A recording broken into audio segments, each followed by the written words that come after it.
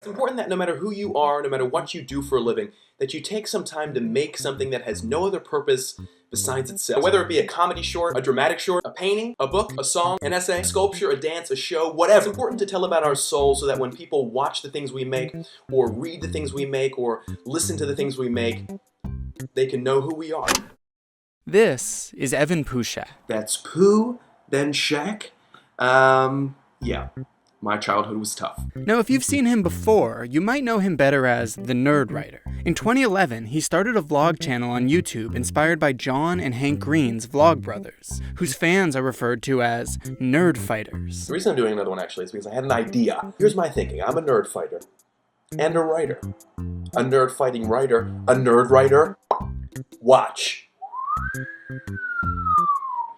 That's almost a W. Like John Green, Evan Pushak was a writer. He'd just written a novel in Paris and thought a vlog might be a good way to find an audience to read it. In his third video, published October 2nd, 2011, he transitioned away from autobiography and discussed art on camera for the first time. Now, I believe, like Hawthorne did, and maybe you don't, that the key purpose of any work of art, if there is any at all, is to increase the appreciation of complexity in the world. In his fourth video, he debuted his signature catchphrase, "Coffee on a Tuesday," and Blog 4.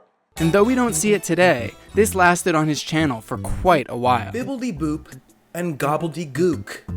Coffee on a Tuesday and Vlog 41. Another day, another 10th vlog. Coffee on a Tuesday and Vlog 50. Coffee on a Tuesday and Blog 7. Yeah! In his 13th video, just a few months after he'd started the channel, we see the first version of his intro. And by 2014, the Nerdwriter starts getting better and better at using Final Cut Pro to illustrate the points he's making. The word vlog disappears from his titles, his face is no longer the featured element of every video, and with all this, we see the birth of the Nerdwriter.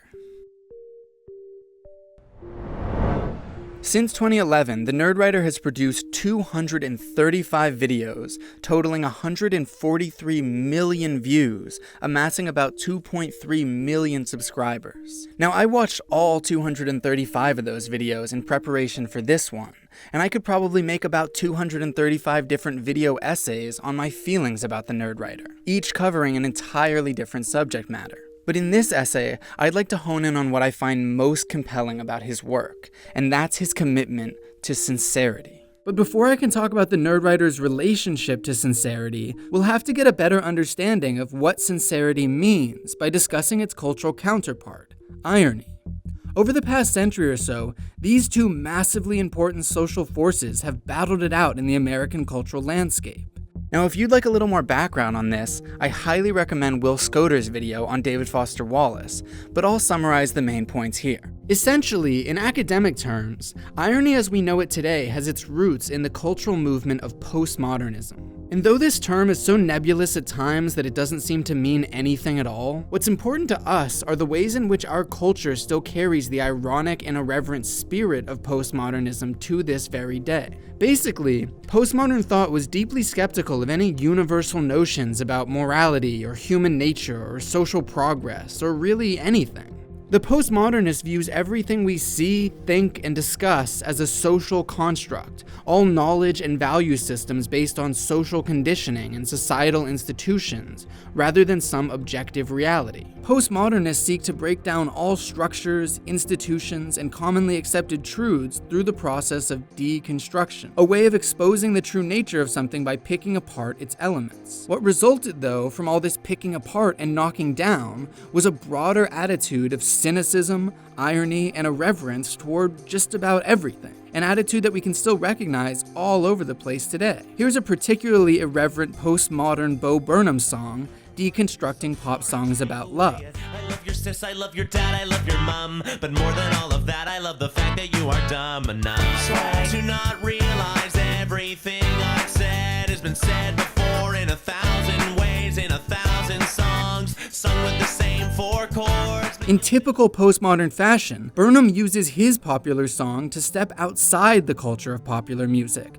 picking it apart, even mocking it. David Foster Wallace, coming up in the literary scene decades after postmodernism had already made its mark and even filtered down into mainstream culture, claimed that the irony of postmodernism had run its course. In his opinion, irony was a purely destructive force, so everything had already been knocked down, deconstructed, made fun of. And postmodernism, after doing so, didn't really have its own legs to stand on. Check out this commercial highlighted in Will Schoder's video that deconstructs the concept of a commercial. Hello, I'm an actor. I've been paid $8,000 to tell you how great Nordnet is compared to other banks. Sure, it's pretty funny the first time someone does it, and maybe even one more time. But after a while, you get the joke. And you might start wishing that someone would just accept that yes, those are the elements of a commercial. And instead of just exposing them, they could actually use those elements to make something genuinely entertaining or even beautiful. And the same goes for Bo Burnham's song. Sure, I do think it's funny, but after I listen to it once, I get the message. And then I would rather just listen to actual pop stars trying to make genuinely beautiful songs about love. Postmodern irony, by itself, can only look backward, reflecting on culture rather than advancing it, not leading to anything new or interesting on its own. Now, where things get really interesting to me is how this postmodern mode filtered down from the work of artists and intellectuals into the social landscape itself. The problem, though, is that a lot of the shticks of postmodernism, irony, cynicism, irreverence, are now part of whatever it is that's enervating in the culture itself. Wallace claimed that people, socially, had come to fear sincerity, since our predominantly ironic culture had made it so uncool by constantly mocking it. Sincerity, then, came off as almost naive. And this is how postmodern irony was able to make the leap from avant-garde literature and social theory into regular, day-to-day interactions and behaviors. Imagine, for example, that you're hanging out with a friend who just showed you that Bo Burnham song, and you'd been planning on showing them your favorite new song, Katy Perry's Teenage Dream. You might feel a bit naive and stupid sharing it, since that type of song was essentially the butt of the joke in Bo Burnham's video. By expressing sincere affection for something that's been made fun of, you then become the butt of the joke too. So maybe you decide to hold back from sharing it, and from sincerely expressing your love for Katy Perry to anyone going forward. Or maybe, and this is where ironic culture is truly strange and insidious, maybe instead of sharing with friends the things that you genuinely love and care about, you share things that you think are stupid or naive or just generally laughable.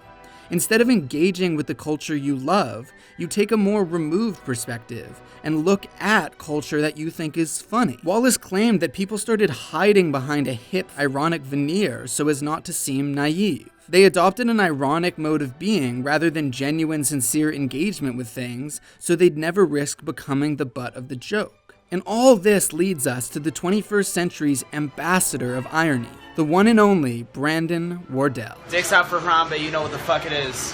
Hey, dick's out for Harambe.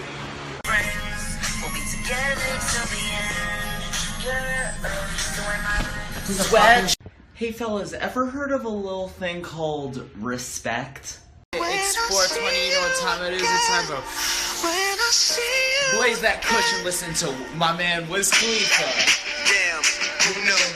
Wardell is essentially the apotheosis of the phenomenon I'm trying to describe. By evoking this ironic tone, he both hides behind the irony and mocks people who do sincerely enjoy these things. Much of his comedy, and seemingly his life, has revolved more around an ironic distance from culture rather than a genuine engagement with it. And even he himself, though with a slightly comedic tone, admits this.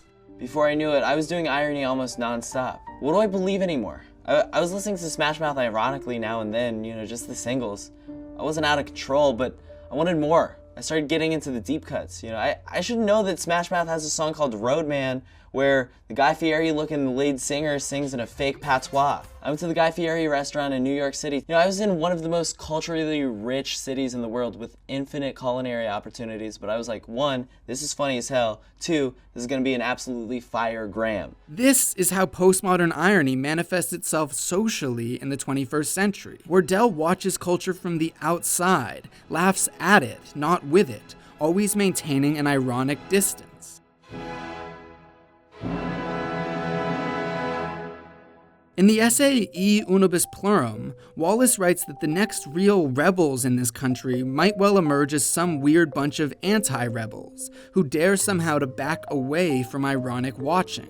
In other words, who shed this ironic mode and dare to be completely unironically sincere. People who are too cool for being too cool. The new sincerity, many have called it, a reactive movement back toward sentiment, toward genuine emotion, toward unfiltered, sincere self-expression, an acceptance of and even affection for naivete, even in oneself. In his video essay, Will Schoder maps this progression from irony toward a new sincerity onto popular US television at the turn of the millennium. He compares shows like Seinfeld and Family Guy with The Office, Community, and Parks and Rec, the latter group actually willing to find moments of genuine human connection between the humor. Moments of real emotion, of sentimental, melodramatic, soft and squishy sincerity. What I'd like to add to this conversation is what was developing on the internet during the rise of these new shows. And that, of course, was YouTube. And with YouTube came the rise of individual content creation. Though it seems normal now, it's important to reflect on the shocking newness of watching visual media created by a single person. The entire history of cinema and television is littered with 100 times as many unseen heroes working the lights, cutting the film, pulling focus, as there were stars. But the rise of content creation has collapsed the roles of laborer and star into one. And I know I'm biased, but I'd argue that a single person putting a sincere video up on YouTube makes someone feel 1,000,000 times more vulnerable than even creating a sincere show like The Office, because it's all on one person. YouTubers haven't been greenlighted by major networks or studios. YouTubers haven't been collaborating with established directors and writers to make sure their work is up to par. And most certainly don't have the excuse that they just did it for the money. Individual content creation is, in and of itself, an act of vulnerability. To this day, though I have fans and subscribers and all that good stuff, I'm still nervous every time I release a video. But what gets me through these insecurities is the culture surrounding the video essay community. In my opinion, a culture of sincerity. I'd even argue that because YouTube is such a vulnerable medium in the first place, such a personal medium, sincerity is an essential element of the various genres that have exploded within it. And this, finally, brings us back to the Nerdwriter. Now, it's always dangerous to attribute a massive cultural trend to one person, but I believe what the Nerdwriter did was take the prevailing spirit already brewing on YouTube at the time, a new, hyper-personal sincerity, and apply it to a genre that has historically held a more distant, removed tone. He took the intimate human elements of the vlog format and injected them into the colder, more academic world of critical analysis. Why is David Fincher in my head? I was thinking about this a lot while watching his new Netflix series, Mindhunter. I'd watch an episode or two, go to the kitchen to get a drink, and everything would look Fincher-esque, like my eyes were mimicking his camera movements somehow. First I was creeped out, then I was impressed, and then I was curious. What about his filmmaking causes this effect? The Nerdwriter isn't looking at what he analyzes from a distance, but instead relates his personal, sincere relationship to the work. He isn't trying to pick it apart for the sake of tearing it down, but instead to build it up. And he certainly doesn't hide his genuine, unmitigated love for the subject matter he's exploring. Norm Macdonald is one of those comedians who functions as a litmus test for people's sense of humor.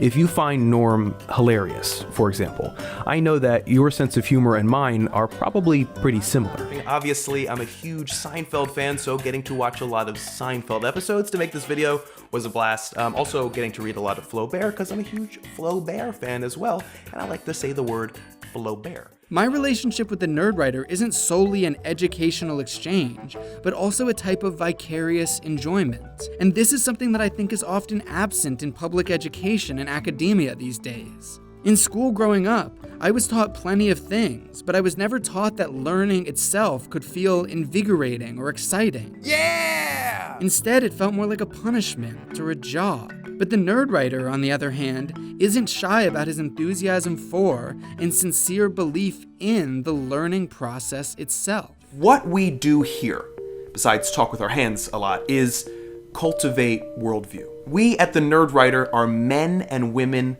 of letters. As Terence said, nothing human is foreign to us. We recognize that life is philosophical, moral, political, financial, psychological, artistic, scientific, and that what is worth knowing is worth weaving into a complex and comprehensive web. What is worth knowing is worth weaving into a complex and comprehensive web. That could be the mission statement not just for the Nerdwriter, but for the very idea of education itself. There's an ever-present assumption in his work that analyzing art and culture, seeking insight, making connections, is in fact a worthy and fulfilling mission. The subtext of all his truth-seeking, and attempts at least at truth-telling, is that the whole process is really meaningful, even in a world when many of these truths have become banal, naive, cliched even. So if you're looking for an anti-rebel willing to back away from that ironic watching and risk seeming sentimental or naive, look no further than the Nerdwriter. After all, we are creatures of desire. Each day we're pushed and pulled by wants, by our desire for things, for status, for people, for pleasure. Every person is, at all times, going through something, and that it's not right to judge individuals based on groups if it is, at any time, right to judge individuals, period. A simple message, but a strong one. And for context, compare that to the tone someone like Brandon Wardell might use to discuss similar simple but strong messages. Bro, I was just thinking about how, like, maybe God isn't like an old man in the sky with, like, a beard, you know? Like, we're always just, like, taught that, you know, by, like, our parents and society. Maybe God is, like, trans woman of color. Ever thought about that? Anyway, dude, freshman year is gonna be so sick. For Wardell, someone discovering and sharing simple truths is something to make fun of, to satire. Now, I should clarify, I don't think that the Nerdwriter is consciously trying to wage war against this type of irony with his sincere video essays. But I do think, in the same way that postmodern self-awareness ended up here, that the Nerdwriter's sincerity will also filter down into the culture itself. And I should admit, too, that I do personally think Brandon Wardell is hilarious. I'm not against his brand of comedy or anything like that, but I do think it's important to put these two side by side, because they're essentially on opposite ends of the spectrum between sincerity and irony. And looking at these two cultural forces, I'm honestly not surprised that we're collectively starting to shift back towards sincerity. When everything becomes a target for ironic deconstruction, for poking holes, for making fun, it leaves us with a sort of vacant, emotionless engagement with the world. Sincerity strives for positivity, honesty, genuine interest, and open expression of love and care. What is the bravest thing you've ever done? The bravest thing I ever did was tell my friends that I love them. Irony, on the other hand, makes you laugh or at least smile for a moment, and it sort of provides this feeling of superiority or a sense of seeing through things, of being above things, or in Wallace's words, of being in on the joke. But at the end of the video, that's really all it is. With an ironic lens, culture is on display to be looked at and mocked, while in a Nerdwriter video, culture is on display to be engaged with and to help cultivate a broader philosophy on life. And though I do love both kinds of content, irony alone without the counterbalance of genuine emotion and engagement would probably drive me completely insane. In an early vlog about hipsters, the Nerdwriter makes some of his most direct statements about the cultural struggle between irony and sincerity, and about YouTube's place as a new arena for this struggle. Essentially, he critiques an article written about hipsters, whose ironic mode was supposedly taking over the culture. He counters the article's thesis by pointing to the rising popularity of sincerity on YouTube at the time, citing the then recent Charlie McDonnell video, I'm Scared, which features a massively successful creator as bare and open and naked and honest as a person can be. I am not here to entertain you today. I don't have the capacity to do that right now. I am here as one regular human being to another because I am not happy right now. Over the course of the last year, whatever confidence I had left has dwindled away to practically nothing. When I try and make stuff nowadays, what holds me back isn't the idea that maybe it's not going to be very good, it's maybe you won't like it, and that by extension, you won't like me. And so I run away, which is what I like to do when I am scared. I run, and I don't do anything at all. So whether or not he started the trend or simply continued the status quo on YouTube, I think the Nerdwriter's most important contribution to my life personally is the unflinching sincerity he brings to every single video. It's that, beyond his insight, beyond his video editing skills, beyond that cute Jim Halpert face, that keeps me coming back. I'm here in this community not just because I want to learn or to create, but because I want to do so in an environment that makes space for both, that allows me to be naive and emotional and hopelessly genuinely committed to the very idea of truth-seeking in the first place. A community that, first and foremost, encourages an open and honest discussion. A place where essayists and commenters alike have the opportunity to genuinely reflect on things, whether on TV shows, movies, music, politics, or literally anything else that touches them personally. And on that note, I think it's best that the Nerdwriter himself, the person who's helped cultivate this space as much as any other person on the planet, get the last word on what it's all about. I'm proud to be part of an archive of passionate people saying sincere things, and I'm convinced that what we do is contagious.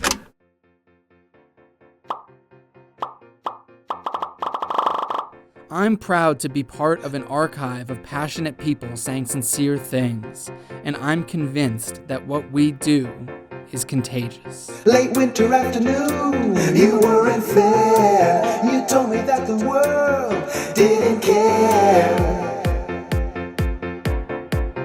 Didn't care.